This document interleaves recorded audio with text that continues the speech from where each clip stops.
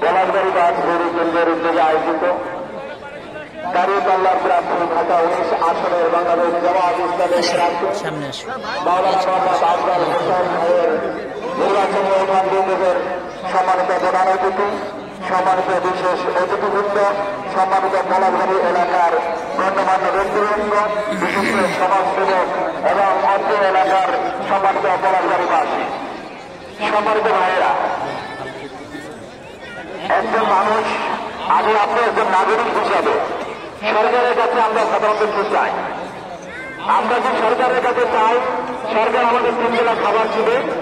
আমরা কি সরকারের কাছে চাই সরকার আমাকে আপনাকে সুস্থ একজন মানুষকে মাসে 5,000 করে ভাতা দেবে?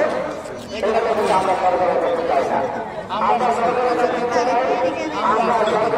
চাই সরকার কোনো প্রকার দুর্নীতি করবে না। আমরা চাই সরকার যে সরকার আমাদের রাস্তাঘাট আছে এটার জন্য সেটা বরাদ্দ